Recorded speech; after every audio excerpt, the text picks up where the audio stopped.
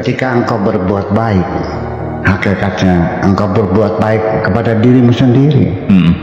Wa in asatum fa'alaiha. Sebab ketika engkau berbuat jahat kepada siapapun, hakikatnya engkau menjahati dirimu sendiri. Menjadi wadahnya. Jadi memang energi positif itu melalui kebaikan-kebaikan. Orang yang banyak berbuat jahat, melacur, berjudi, mencuri, merampok, percayalah, sekalipun harta berlimpah ruah, hidupnya tidak nyaman kok. Ada kecemasan, ada ketakutan, ada kegelisahan, dan membawa siksa macam itu. Jadi untuk bangun optimisme, semangat berjuang, ya harus dengan banyak berbuat baik. Itu diamini Pak Didik dan semua orang juga pasti sepakat ya, bahwa untuk menarik energi positif itu ya kita harus dengan banyak berbuat baik kepada siapapun. Jadi tetapi juga ada catatan kaki lagi, kebaikan juga kualitasnya itu kan bertingkat-tingkat.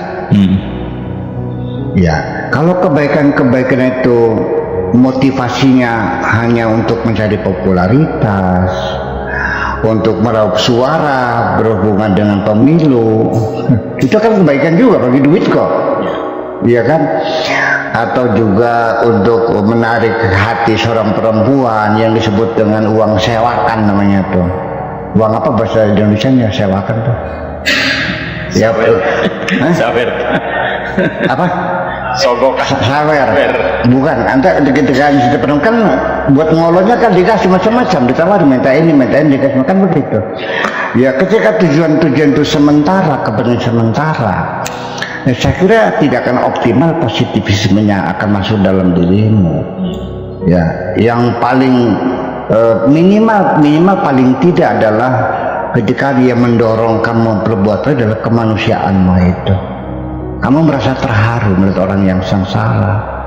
Kamu merasa terpanggil secara kemanusiaan. Oh, ini orang perlu dibantu.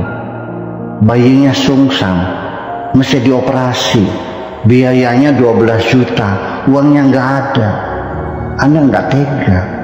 Ketika Anda membantu, tidak ada tujuan apapun untuk mendapatkan imbalan apapun. Dia orang miskin kok. Nah, ketika Anda bantu dia dengan uang 12 juta, ya ternyata tidak ada pamrih. Itu yang paling sangat berkualitas. Anda akan merasakan kebahagiaan ketika perempuan yang hamil itu disesar dengan selamat, pulang dengan bayinya yang sehat. Anda mendapat kegembiraan lebih daripada dia yang ditolong itu. Nah, kebahagiaan yang kau rasakan menolong orang itulah yang saya sebut dengan aroma sorga semacam itu. Itu Anda nyenyak. Coba silakan rasakan, perhatikan. Makan Anda lahap, tidurnya lalap, badan Anda sehat. Dan sekalipun Anda tidak pernah berkoar, tidak pernah bercerita kepada Anda, nanti akan ada orang lain yang menyanyikan kebaikan-kebaikan Anda dengan suara yang lebih lantang lagi. Biarkan orang lain yang bercerita, Anda yang bercerita akan nanti mengurangi kualitas kebaikan itu. Dan nanti di dalam perjuangan berbuat kebaikan ini juga jangan kau anggap mudah ya. Itu terjadi godaan-godaan yang sangat besar. Ya, artinya menghalang-halangi jangan sampai Anda dengan mulus bisa berbuat baik. Ya, saya cerita dari pengalaman pribadi dan sengaja saya ceritakan, dan ini mungkin terjadi pada diri orang lain. Seringkali saya ingin membantu orang, uang sudah ada di kantong, tinggal berikan saja. Masih ada bisikan di hati ini, nanti diberikannya kalau sudah banyak tamu. Siapa yang berbisik itu? Syaiton. Tujuannya apa nunggu banyak tamu?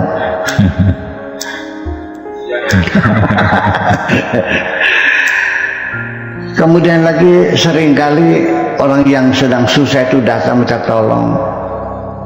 Saya diingatkan akan kejahatan dia dulu terhadap diri saya. Lupa ya, dulu dia pernah menghina kamu, pernah memfitnah kamu, mengungkit kemarahan saya supaya saya jangan menyumbang. Bayangkan, tidak semudah itu. Bahkan bukan itu saja, sampai anak istri kita juga bisa dijadikan media bagi setan untuk menggoda kita. Iya, istrinya akan cemberut akhirnya kan. Jadi begini, saya buatkan satu cerita. Ini tetangga sebelah itu mengerang kesakitan, sedang hamil. Yaitu bayinya sungsang, sudah dioperasi, usia sudah 9 bulan, sudah waktunya lahir. Tapi karena sungsang kan nggak bisa keluar, harus dioperasi. Uang nggak ada, merintih semalaman. Terdengar suara rintihnya tetangga. Uang ada 12 juta tuh. Tetapi dia punya anak lagi kuliah, itu biaya anaknya. Akhirnya hati nggak kuat menahan penderitaan tetangga itu. Tetapi juga uang itu kan, istri kan juga sama saja sebagai teman partner kita dalam hidup. Uang juga uang bersama. Bermusyawarah dengan istrinya, Neng, tetangga lagi susah, kita bisa nolong nggak kira-kira? Bagaimana maksudnya? Ya kita bantu, uang kan ada. Bang, uang itu kan buat biaya sekolah anak kita. Bilang, ini kasihan, dia mati. Ngapain ngurusnya tetangga? Ponakan bukan menantu bukan kok. Anak kita aja dulu. Kan firman Tuhannya ada, ku anfusakum wa ahlikum. Nah, ada dalilnya. Setan juga pakai dalil loh. Nah itu berunding akhirnya tidak sampai pada satu kesimpulan kesepakatan. Akhirnya udahlah menurut tangga sudah akhirnya tidur. Nah si lelakinya kan nggak bisa tidur, sakit hatinya kan, masa nggak ditolong, masa dibiarkan orang mati di depan partner sendiri. Akhirnya dalam pertemuan itu dia menang, membela hati nuraninya kan gitu. Dia ambil uang itu dari laci, dikasihkan ya untuk menyelamatkan nyawa seorang manusia. Pagi-pagi istrinya buka laci, uangnya hilang. Dia menjerit maling gitu. Dia ambil, iya, maksa. Apa yang terjadi? Memaksakan diri menolong orang, mengorbankan anak sendiri. Ajaran agama seperti apa itu? Kan bilangnya ada ku anfusakum wa ahlikum nar. Dia bilang, anak kita ditunda sekolah tahun depan gak ada masalah, nggak mati. Kalau ini menurut lo kan mati. Udah kalau begitu saya yakin ini pasti hamilnya sama kamu hamilnya. Gitulah kira-kira. Disitulah kita ya, di samping kita memang berbuat baik, tapi juga disertai dengan menjaga, merawat, mengawal kebaikan kita supaya tetap sebagai berkualitas. Paling tidak adalah dorongan hati nurani secara kemanusiaan. Yang lebih hebat lagi, kalau yang kau lihat adalah wajah Allah semata. Bukan karena melihat tetangganya, bukan melihat siapapun, karena melihat wajah Allah. Itu jadi sudah tidak ada kepentingan apapun, tidak ada tujuan populer, tidak tujuan untuk mencari suara, tidak ada tujuan untuk menghutangi budi. Ya, kita seringkali berbuat baik, tapi di dalam hati kita seperti menghutangi budi. Buktinya mana? Ketika engkau butuh dan orang yang pernah engkau tolong itu tidak bisa menolongnya, Anda mengungkit kan?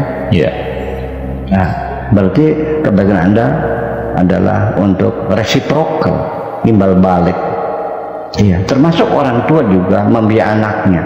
Kan lumayan, barangkali kita sudah tua, nanti anak-anak kita yang mengurusi. Begitu anak tidak mengurusnya, mengumpat, kecewa juga. Nah itulah persoalannya. Yuk kita melihat diri kita sendiri. Kita ini jujur aja ya, bertatap muka dengan manusia setiap hari, berbincang-bincang dengan manusia setiap hari. Tapi kapan kita bertatap muka dengan diri kita sendiri? Sangat jarang sekali.